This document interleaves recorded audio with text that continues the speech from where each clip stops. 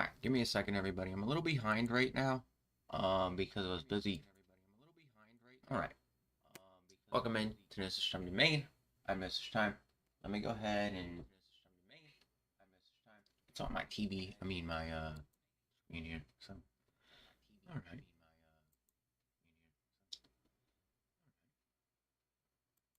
alright. Now, there we go. Alright, so today we're reading 13, 14, 15, and 16. Um, as you can see, I was just talking to. Yeah, I don't know. I've been hearing that Canada has.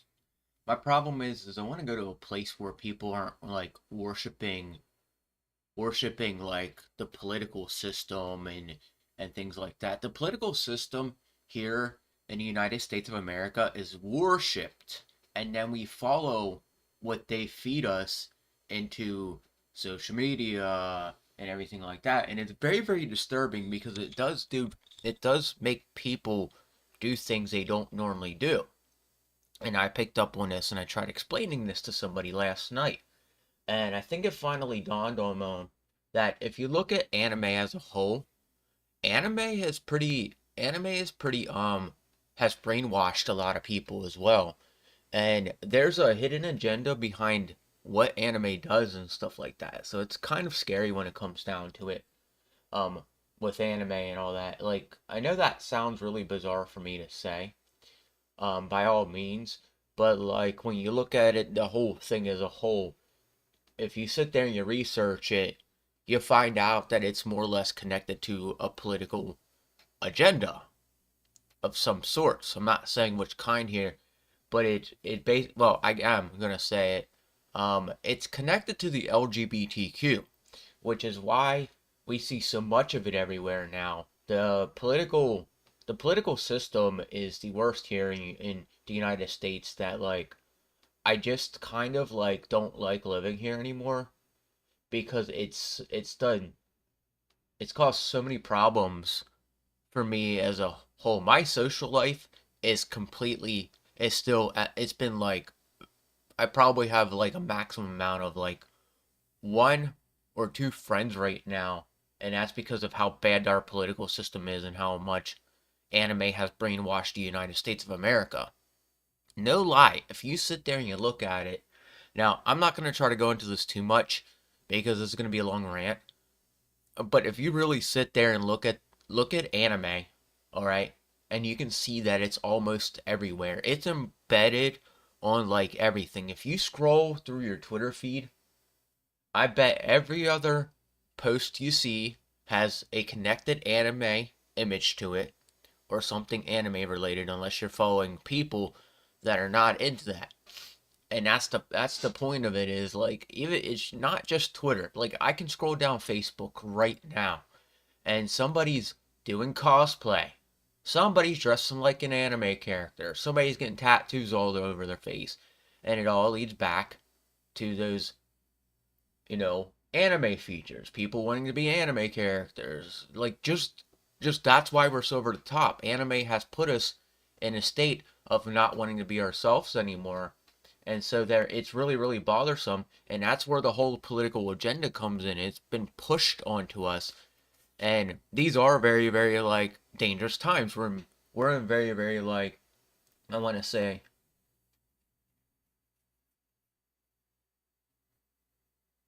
Oh, I'll check you out then, and I'll keep in touch with you.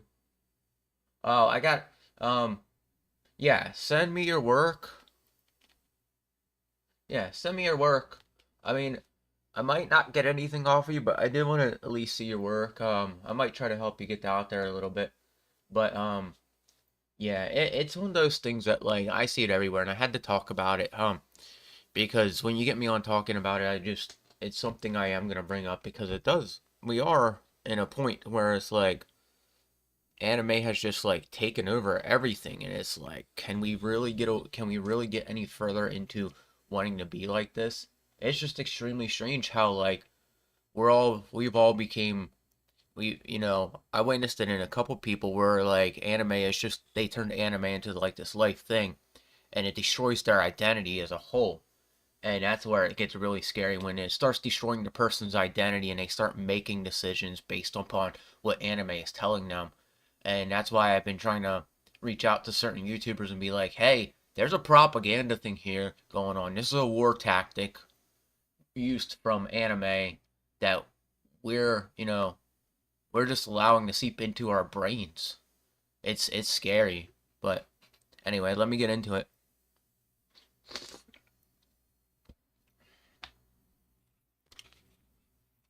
The birth of Samson, chapter 13.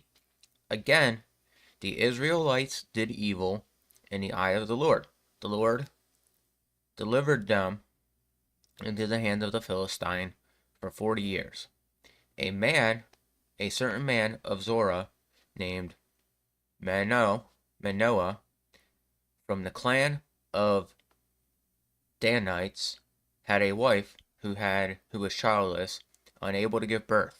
The angel of the Lord appeared to her and said, "You are barren and childless, but you are going to become pregnant and give birth to a son.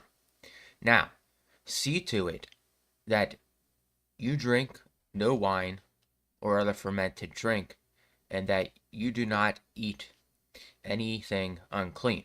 You will become pregnant and have a son whose head has never been touched by a razor, because the boy is to be of Nazarite, dedicated to God from the womb. He will take the lead in delivering Israel from the hands of the Philistines." Alright, I'll get to it later on, Hannah. I'm going to unread this, and then I'll go ahead and I'll add you, and we can talk in Discord, okay? But thank you for listening. I don't know. I want to check more to Canada at some point. There's got to be a place in the world that's just better than America. America's a dumpster fire, and people are so delusional right now. It's not even funny, and the political system just has us right now, and I'm surprised there's a lot of people out there that can't see the damage it's doing to us and all that. So, all right, but I'm gonna keep going on. Then the woman went to her husband and told him, "A man of God came to me. He looked like an angel of God, very awesome. I didn't ask him where he came from, and he didn't tell me his name. But he said to me, 'You will become pregnant and have a son. Now then, drink no wine or other fermented drink, and do not eat anything unclean, because the boy will be the Nazarite of God from the womb until the day of his death.'" So Samson is a very, very wild character indeed, and you're gonna find that out because he does a lot of crazy stuff. All right, so what else? What else did I want to say? I totally forgot. All right. Then Manoah prayed to the Lord, "Pardon your servant, Lord. I beg you, let the man of God you sent us come again to teach us how to bring up the boy who to be born." God heard Manoah. The angel of God came again to the woman while she was out in the field, but her husband Manoah was not with her. The man hurried to tell her husband, "Here's her he's here, the man who appeared to me the other day." Manoah got up, followed his wife. When he came to the man, he said, "Are you the man who talked to my wife?" "I am," he said. So Manoah asked, "When your words are fulfilled, what is it to be the rule that governs the boy's life and work?" The angel of the Lord answered, "Your wife must do all that I have told her. She must not eat anything that comes from the grapevine, nor drink any wine or other fermented drink, nor eat anything unclean. She must do everything I have commanded her."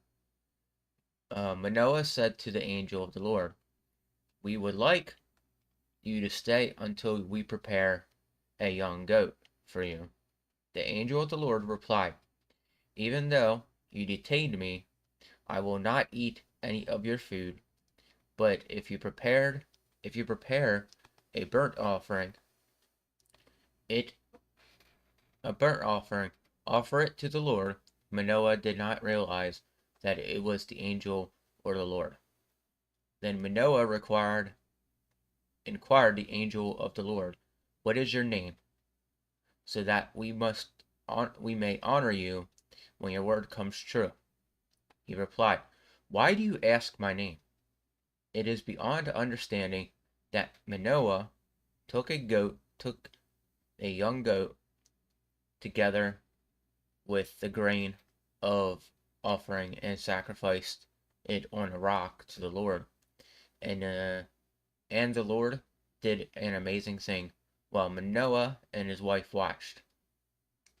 As flame blazed up from the altar towards the heavens, angel the angel of the Lord descended in flame. Seeing this, Manoah and his wife fell their faces to the ground. When the angel of the Lord did not show himself again to Manoah and his wife, Manoah realized that it was the angel of the Lord. "We are doomed to die," he said to his wife. "We have seen God." But his wife answered, "If the Lord had meant to kill us, he would have not accepted a burnt offering and grain offering from our hands, nor shown us all these things, or told us this." The woman gave birth to a boy named Samson. He grew, and the Lord blessed him, and the Spirit of the Lord began to stir him while he was in Mahanaim, Dan, between Zorah and Eshtaol. So, as you can see there, so I want to go over something. They describe angels in the book here as human being looking people, okay?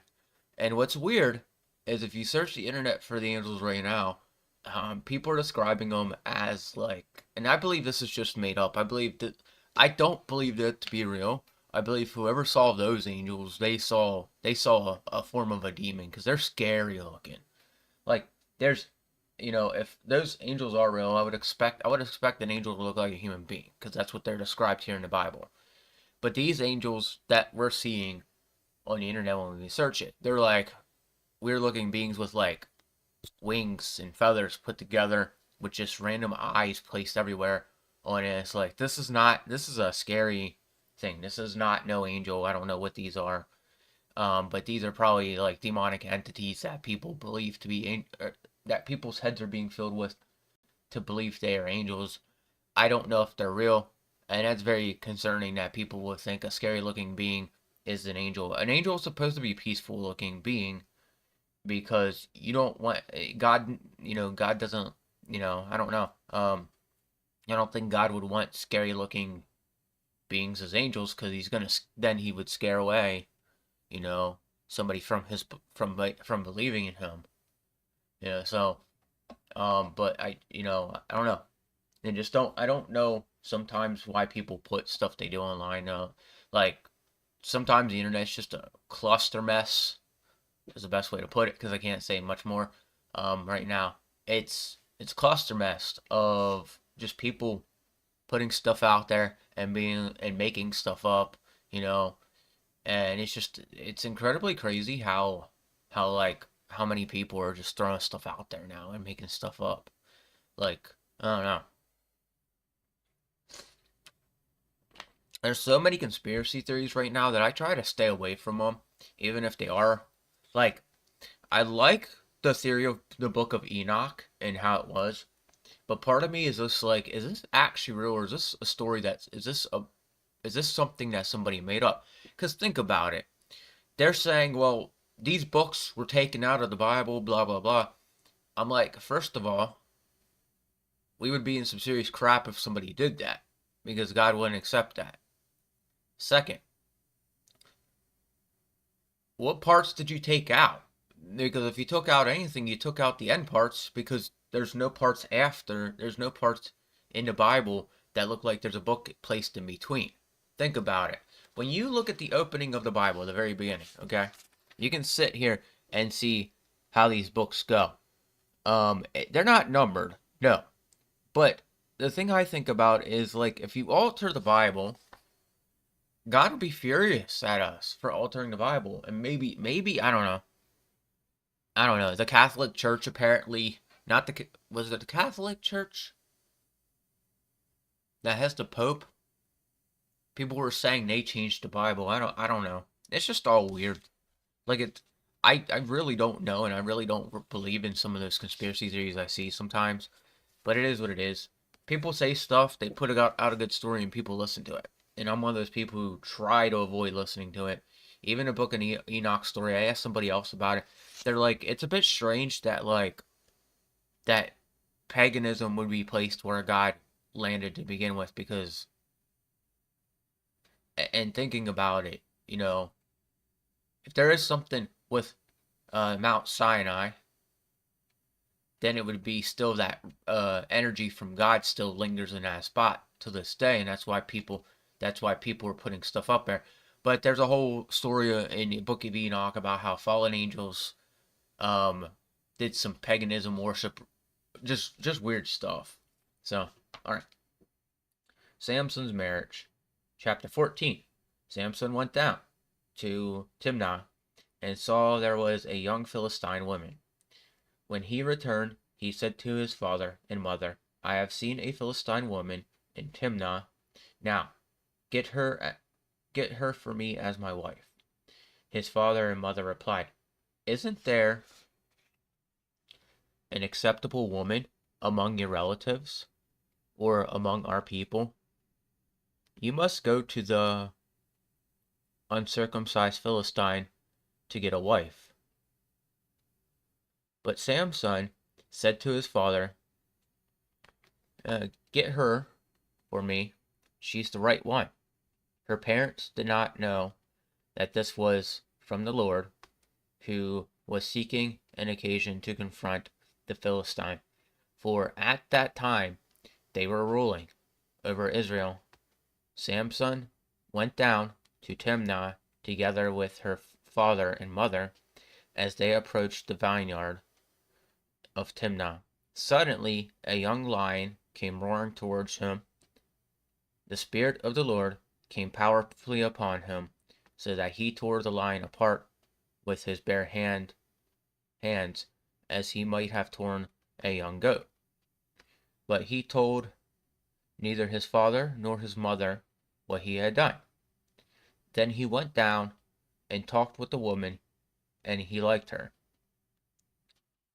Some time later, he went back to marry her. He turned aside to look at the lion's carcass, and in it was a swarm of bees and some honey. He scooped out the honey with his hand and ate it as he went along. That's strange. That's strange, okay? But I'm not surprised. The Lord does weird stuff, so when he rejoined his parents, he gave them some and they ate it. But he did not tell them that he had taken the honey from the lion's carcass. Now, his father went down to the woman, and there Samson held a feast and held a feast as was customary for young men. When people saw him, they chose 30 men to be his companions. Let me tell you a riddle, Samson said to them. If you give me an answer within 7 days of the feast, I will give you 13 linen garments and 30 linen garments and 30 sets of clothes. If you can't tell me the answer, you must give me 30 linen garments and 30 sets of clothes. Tell us the riddle, they said. Let us hear it. He replied, Out of the eater, something to eat. Out of the strong, something sweet. For 3 days they could not give the answer. On the fourth day they said to Samson's wife, Coax, your husband your husband into explaining coax your husband into explaining a riddle for us, or we'll burn you and your father's household to death. Did you invite us here to steal our property? Then Samson's wife threw herself on him, sobbing, "You hate me. You really you don't really love me. You given my people a riddle, but you haven't told me the answer." "I haven't explained to my father or mother," he replied, "so why should I explain to you?" She cried the whole 7 days of the feast. On the seventh day he finally told her, because she continued to press him. She in turn explained the riddle to her people. Before the sun set on the seventh day, the man of the town said to him, "What is sweeter than honey? What is stronger than a lion?" Samson said to them, "If you had not plowed with my heifer, you would not have solved you would not have solved my riddle. The Spirit of the Lord came powerfully upon him.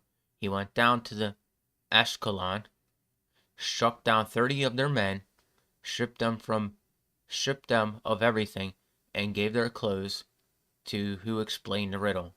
Burning with anger, he returned to his father's home, and Samson's wife was given to one of the companions who had attended him at the feast. So as you can see here, this is where the turning point took place for him having a wife. Spirit of the Lord came down upon him. He went down to Ashkelon, struck down 30 of the men.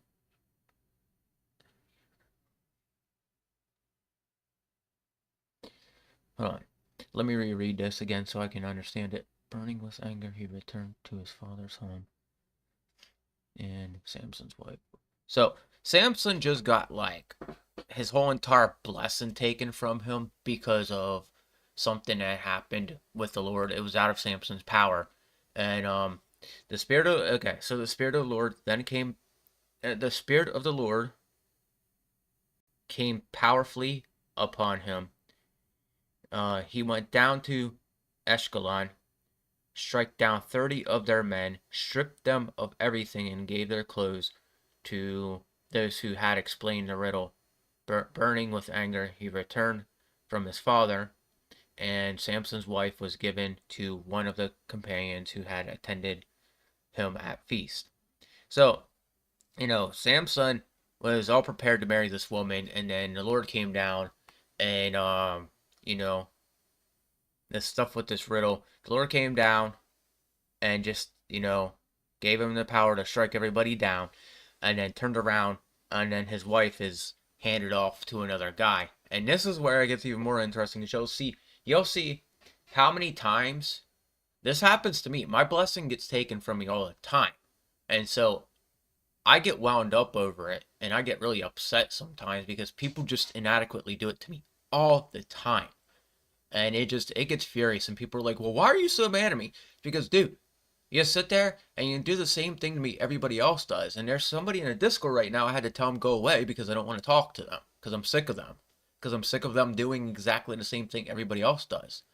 It's discouraging, especially when you are the one that's supposed to be given, these blessings. And people just, take them from you because they don't pay attention to what's actually supposed to go on. So right here, again, we're going to see Samson act out again. And he's going to do something else here where, because he didn't get his blessing that the Lord sent him, the Lord's going to go upon him again and be destructive again through Samson. Because Samson, that's how it works sometimes. People don't get their blessing, and, the Lord will go into them and just get furious with the way everybody's been treating he's gotten furious with the way everybody's treating Samson, you know?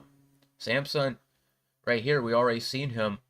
He was playing a joke, and then some other stuff happened that they enforced his wife to go and betray him to get the answer. So therefore, the Lord saw that as like, well, that's not cool. And then turn around, get his wife he was supposed to marry, sent off to another dude. That's going to strike the Lord up again and get the Lord wound up, because this is what happens when people don't listen. I know how Samson feels. I know how the Lord flows through you when your blessing is taken from you. It's pretty hard to accept, and the Lord will rain down on you and be like, okay, it's time for you to get mad. You know? So, you know, Samson's doing what the Lord's telling him to, so. Samson's vengeance on the Philistine, chapter 15.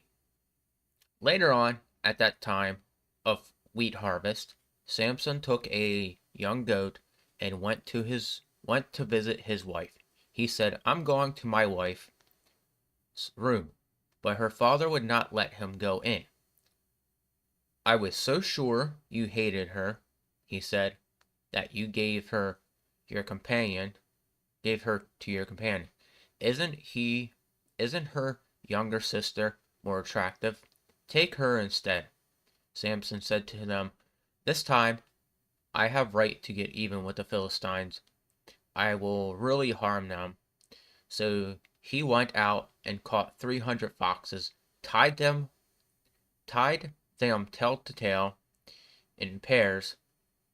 Then he feasted a torch of every pair of tails, lit torches, and let the foxes loose in the standing grain of the Philistines. He burned up and shocks and standing grain together with the vineyard and olive groves. When Philistines asked, who did this? They were told Samson, the Timonite's son-in-law's, because his wife was given to his companion. Okay, so let me stop there. At the very beginning, okay, this is what I would have done. I would have accepted the younger sister. No offense, but if I'm told that my wife is being given to somebody else, and somebody's like, look, here, we got another girl for you, and she's a lot more attractive than the wife you have, I'd be like, okay, buddy, we're talking. This guy, he went out and he became destructive, you know. And I'm gonna be honest, if this were to happen to me, I would have chosen the other wife. I wouldn't even like bothered been like, okay, if she's gonna treat me like that, let her go. There was a blessing there, right there for the Lord, from the Lord, but Samson let his emotions get the better of him right there. And if this was my case, I would have accepted the younger wife. I wouldn't have even accepted, I wouldn't have even gone out and did this. And that's the problem with people, is like, they don't understand. Some people don't care about certain things. And that's where, like, I don't get how people go around just treating others as such. Like,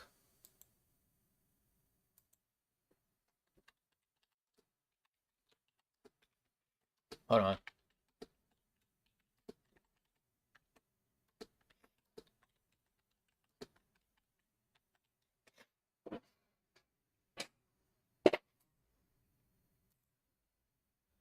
All right. So yeah, some people like, if I was given another wife in replace of like the thing that got lost and stolen, like, there's somebody out there that I openly admit that the Lord sent me to, and you know, in the midst of this, it's been pretty hard for me to, try to even maintain my composure, considering the fact that the world around us sucks. The world around us just literally, like, throws us one big ball of trash at some points, and it just really, it's damaging, because I see so many other, if God was to be like, okay, give up on this person and go focus on another person, I would do that. But for some reason, God has me focusing on this person, and I can't figure out why. And I would like to know, maybe that is, maybe that is an important person in my future. I don't know. But I will say this, it's one of those things that, like, you know, Samson here, he could have, like, simply just accepted the younger daughter and been happy. Because look, I'm gonna say this. You got a plus out of this, Samson. You got a plus, okay?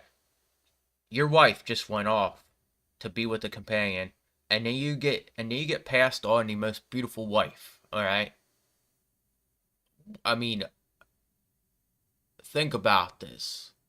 You know, like, I'm not trying to be rude here, but as a guy, if a girl is girl's more pretty, I usually end up wanting her. Now, if she has horrible features inside of her, like personality wise and all that, and I start redirecting myself on another human being that's a woman that's cute, preferably not hot but cute. I prefer women that look cute over women that are like super attractive and hot. That's just how I am, because cute to me is something that's more desirable than a woman that's extremely hot. No offense. Um, but that's how I feel about it. The young girl is more attractive, so why not take the young girl and leave, not worry about your wife, you know? And she's younger too. And that's the other thing is, she could have been really young, and she could have borne a lot of children, but he just cared too much about the one he was directed on, and he should rethought this. So, so the Philistines went up and burned her and her father to death. Samson said to them, "Since you've acted like this, I swear that I won't stop until I get my revenge on you." He attacked them viciously and slaughtered many of them. Then he went down and stayed in a cave in the rock of Etam. Philistine went up and camped in Judah, spreading out near Lali. The people of Judah asked, Why have you come to fight us?" "We have come to take Samson's prison," they answered, "to do to him as he did to us." Then 3,000 men from Judah went down to the cave in the rock of Etam and said to Samson, "Don't you realize that the Philistines are rules over us? What have you done to us?" He answered, "I merely did to them what they did to me." They said to him, We've come to tie you up and hand you over to the Philistines." Samson said, "Swear to me that you won't kill me yourselves." "Agreed," they answered. We will only tie you up and hand you over to them.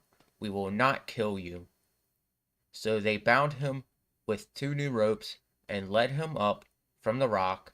As he approached Lali, the Philistine came toward him, shouting. The Spirit of the Lord came powerfully upon him. The ropes on his arms became charred, like charred flax, and bindings dropped from his hands. Finding a fresh new jawbone of a donkey, and he grabbed it and struck down 1,000 men. Then Samson said, "With a donkey's jawbone I have made donkeys of them. With donkey's jawbone I have killed 1,000 men." When he finished speaking, he threw away the jawbone, and the place was called Ramath Lali, because he was very thirsty. He cried out to the Lord, "You have given your servant this victory. Must I now die of thirst and fall into the hands of the uncircumcised?" Then God opened the hollow place in Lali, and water came out of it. When Samson drank, his strength returned, and he revived. So the spring was called En Hakor, and it's still there in Lali. Samson led Israel for 20 years in the days of the Philistines. So Samson was alive for 20 more years after that, and he led the Philistines I wonder what the death was that he had. But as you can see, he listened to the Lord very well, and people just took advantage of him because he was following the Lord. He knew what the Lord was supposed to give him, and it's just incredibly crazy. Like I'm a person that deals with myself, and there's points where people will be like, "Well, why are you upset? Why are you doing this? Blah blah blah." It's because, dude, you literally, no matter what you do, no matter how you handle stuff, when you're in a spot that you're consistently picked on, the Lord sees that. The Lord does see that, and the Lord, is Lord. The Lord will harden your heart to get you to stand up for yourself, and that's why, like, you know, even if there was something really, really bad to go on to me right now, me standing up for myself when the Lord tells me to, I would still get blessed because I am following the Lord, you know, and you know, at the end of the day, we have to look at that. If you're not getting blessed, if you're doing really, really horrible stuff to people all the time, being a jerk and just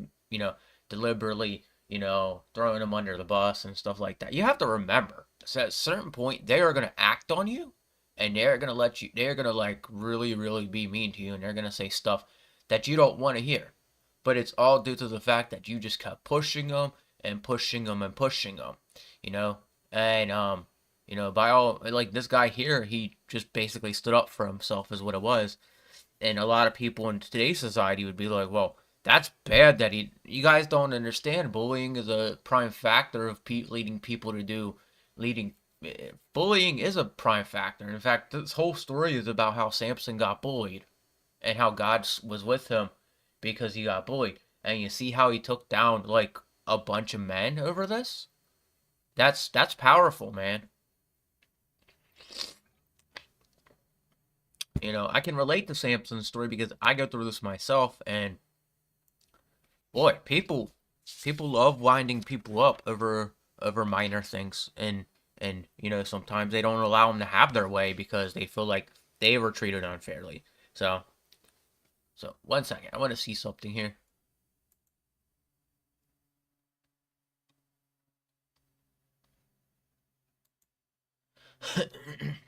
All right, Samson and Dahlia.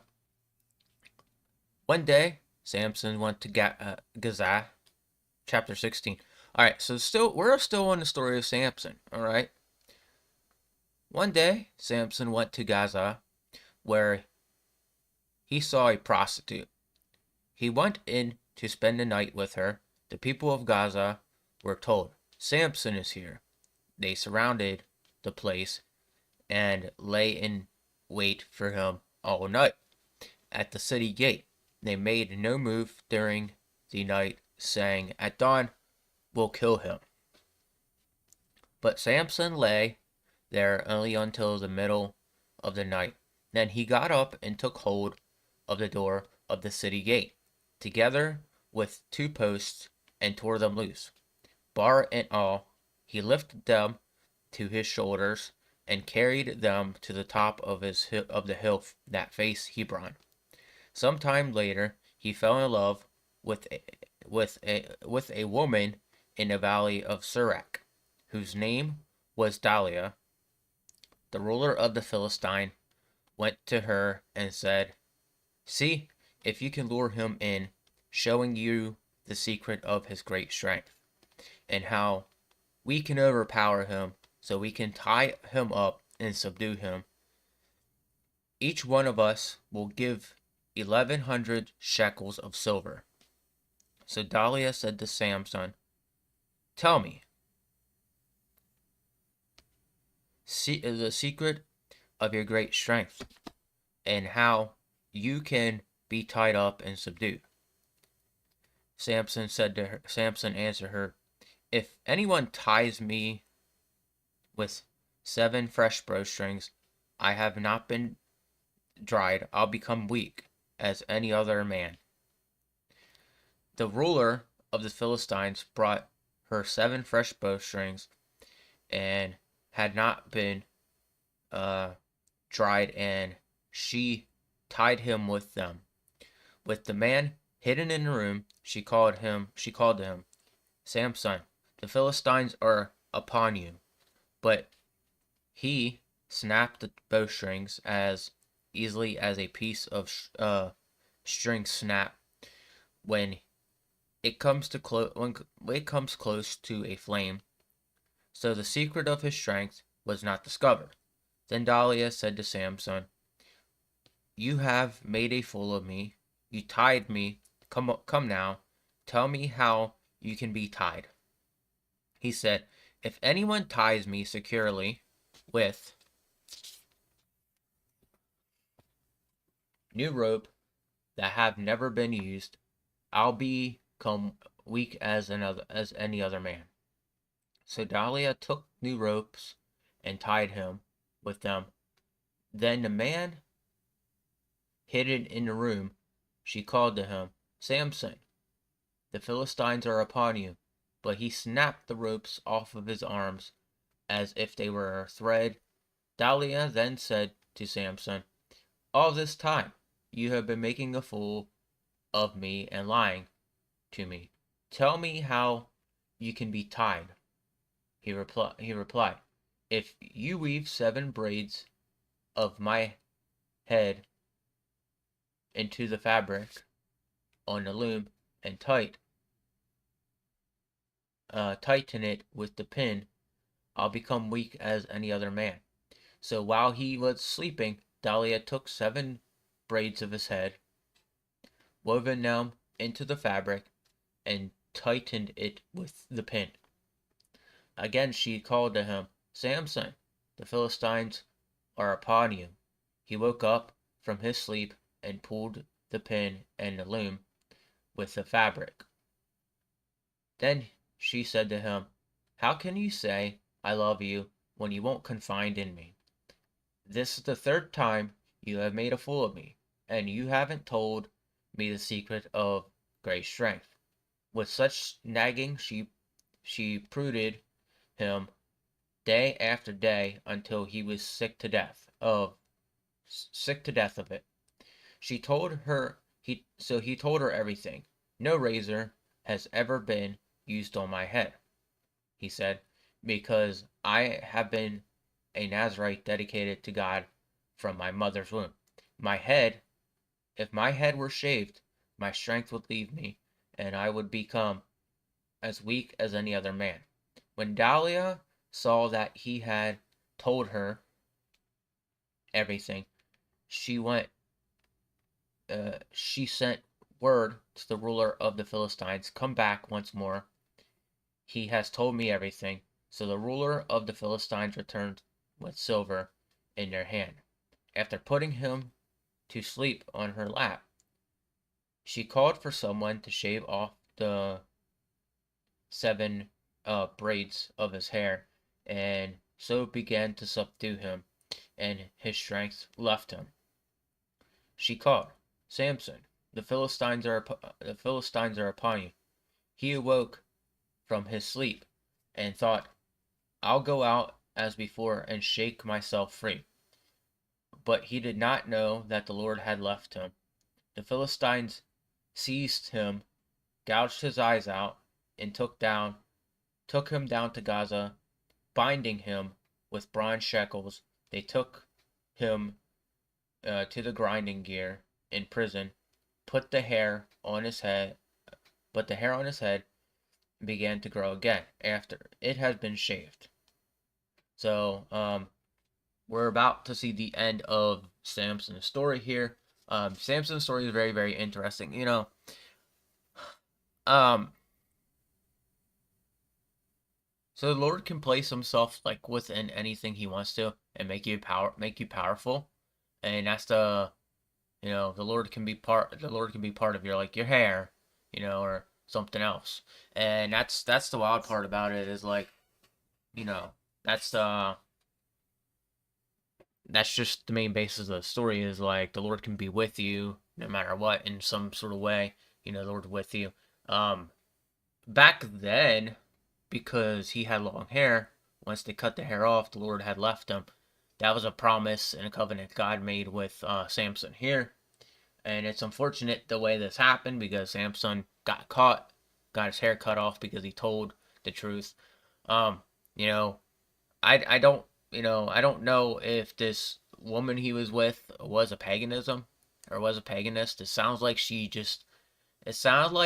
was a paganist, and you know because she didn't he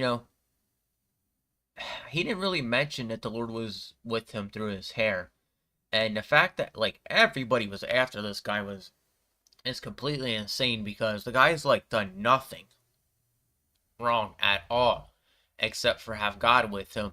And you see how Joseph's story was, um, you know, where like he had God with him and just everybody was constantly after him.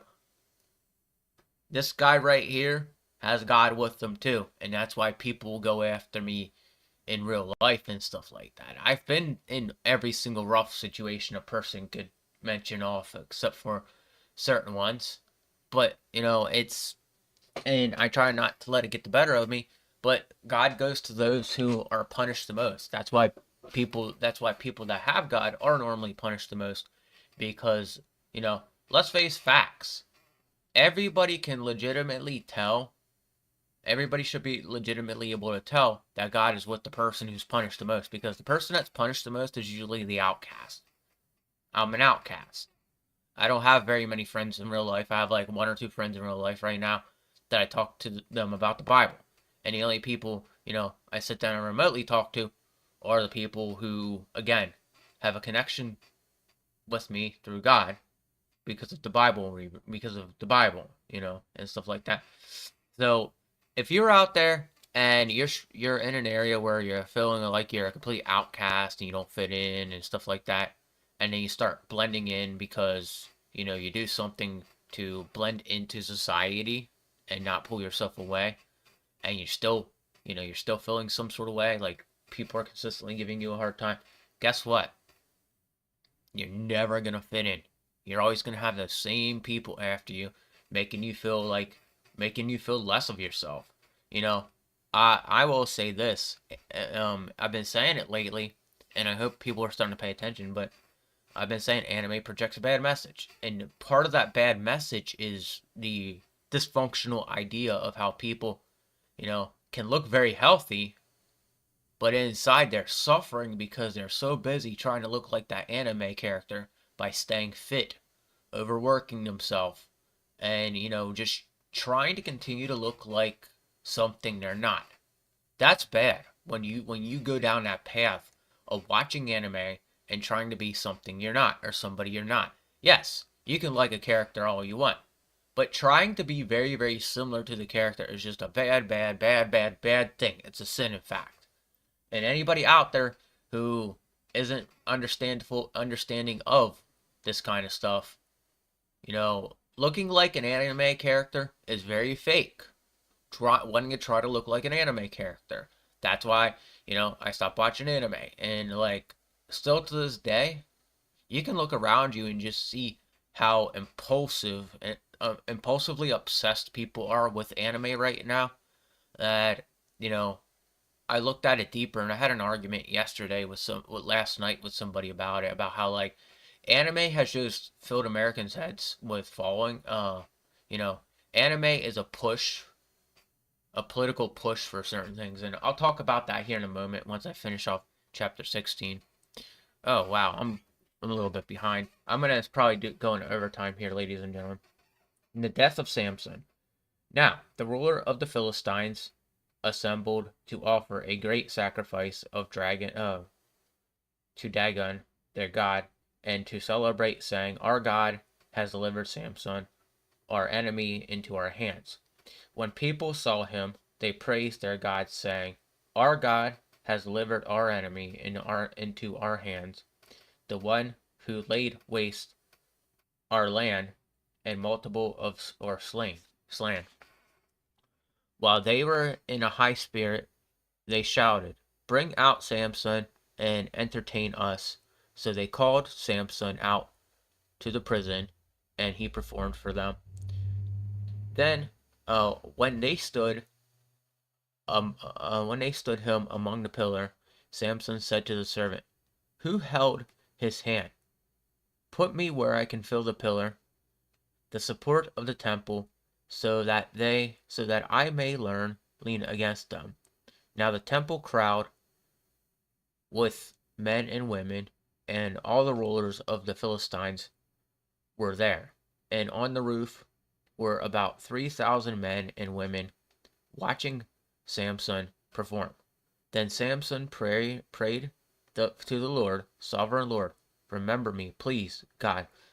Strengthen me once more, and let me, with one blow, get revenge on the Philistines for my 2 eyes. Then Samson reached towards the 2 center pillars on which the temple stood, bracing himself against it, his right hand on one and his left hand on the other. Samson said, let me die with Philistine. Then he pushed with all his might, and down came the temple on the roller, and all people in it. Thus he killed many more when he died than while he lived.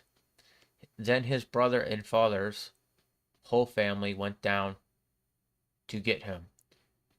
They brought him back and buried him between Zorah and Ethah in the temple of Manoah, his father. He led Israel 20 years. So that's it, chapter 16. So Samson went out in a really, really rough way. It's a shame. The guy went through a lot of stuff in his life. God was with him the entire time. But the man didn't get peace from the sounds of it. Some of us don't get peace in the graces of God. Some of us, we continue to have to deal with people being dramatic towards us and stuff like that, and that's part of like what I do is, I just really feel like, Samson was a very, very good person. He deserved more, and people kept condemning him because he had God with him, and people kept making him feel like he didn't belong in the world. And that's how it goes sometimes, is like that's how people are. They make you feel like you don't belong with the world, but God gave that man so much strength and power and just have every incredible thing. And the second blessing with the young wife, I would have taken that instead of going out and seek revenge, because even though your wife went off, which I don't know if they married yet. I think they married. If that was his wife, I would have been like, okay, I'll accept her sister then too, and then I would have had two wives. But then the other wife would have been out there cheating on me and stuff like that. Which at that point I probably wouldn't have cared, because I'm off with another wife. Why would I care about this one? But at the end, Samson kept fighting, and he kept getting in the graces of God and stuff like that. That's stuff to remember. But yes, I want to talk about this subject a little bit more, because I brought this up to somebody yesterday, and I hope they're really, really starting to understand it.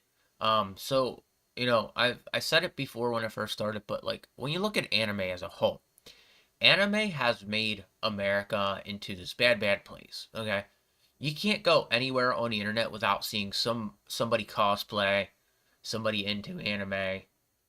The works. You see it everywhere. Even the most like adult human being is force fed watching anime and stuff like that. And I do believe this is what I suspect. Okay, there's propaganda behind anime. Anime is a propaganda, a war tactic that we're not picking up on, and it's gotten a little bit too late for us. And now we are at a stage where like it's consumed so many people that people believe that now, being an anime character, being this healthy weight of 105 isn't very healthy at all, in my opinion.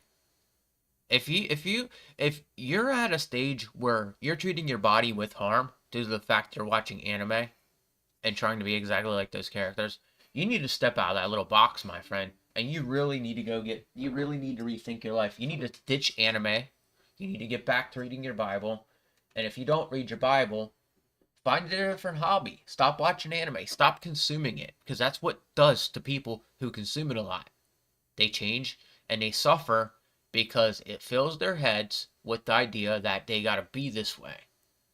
I don't want to look like a beta male from an anime show.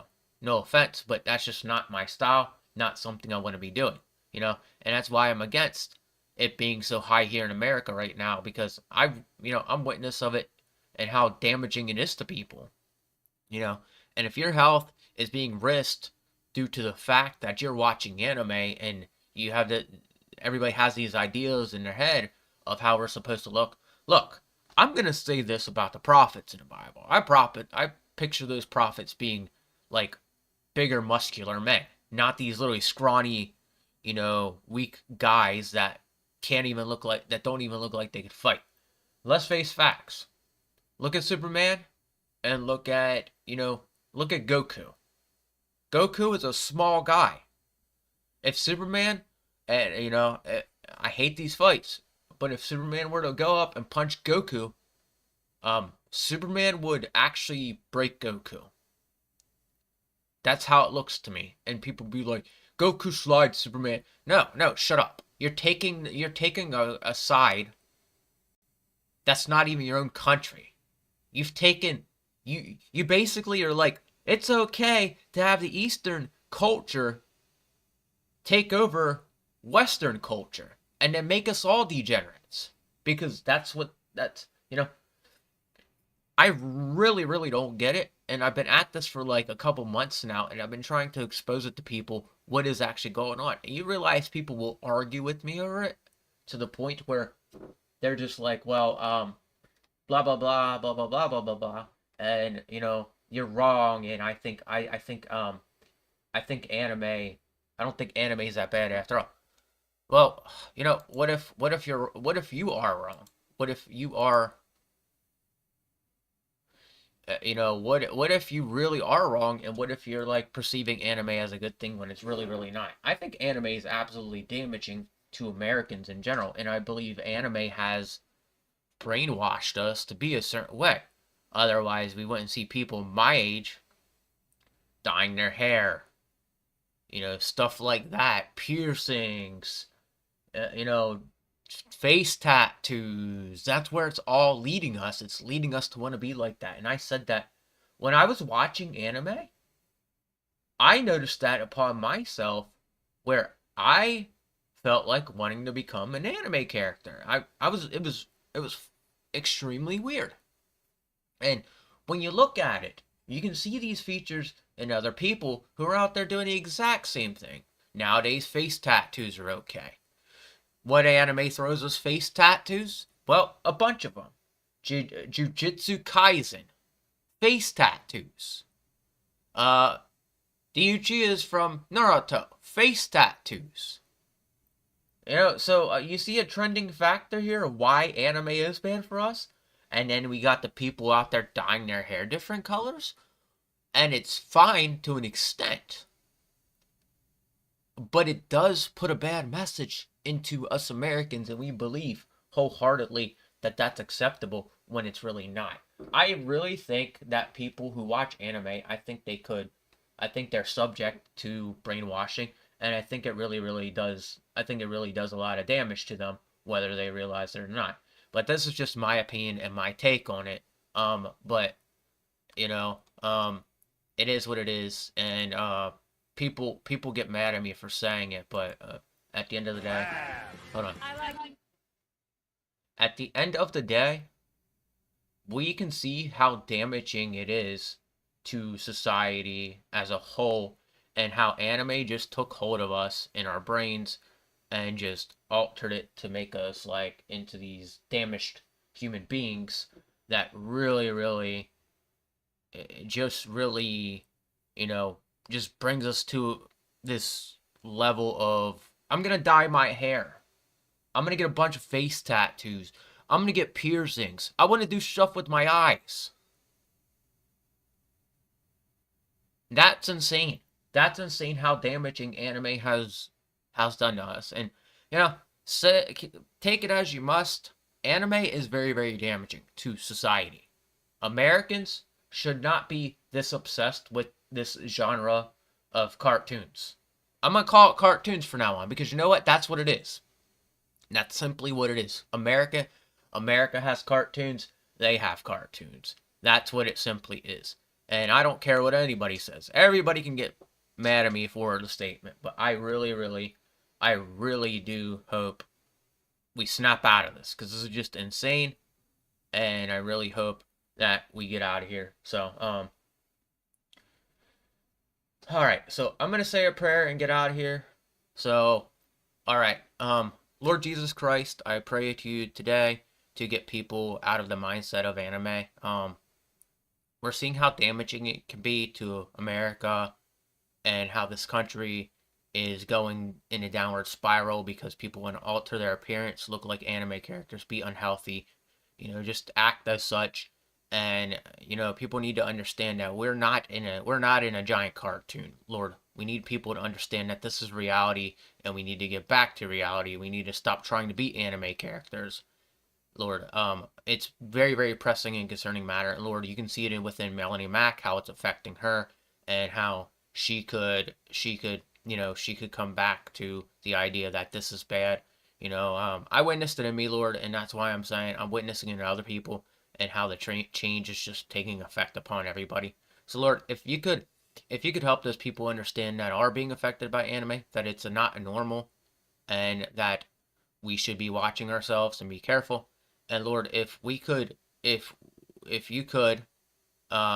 know, bring people to the realizations, Lord, and also let's try to kick anime out of America, Lord, so that way people aren't doing it. And Lord, also if you could bless Melanie Mack, and Brittany Venti and anybody else that needs blessed today, bless them, Lord. And Lord, bless me today. I'm gonna need it too. I just feel like today's gonna be one of those days. And Lord, if you can, put a wall of protection around me. In Jesus' name, Amen. So there you have it. I'm getting out of here. I don't get how we can just be okay with all of that. Like, I don't really understand where.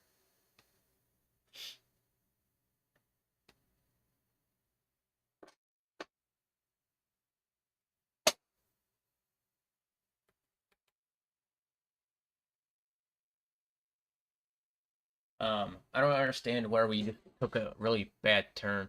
Unfortunately, this is something I think that should be looked into more. We're not animals, and we're coming off as deformed, wanting to be deformed versions of a human being, and it's sad to see it. Sad, by all means, to see it.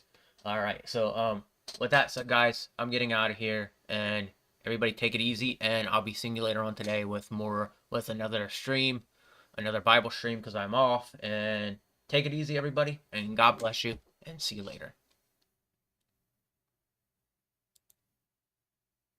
Oh, come on now. All right. God bless.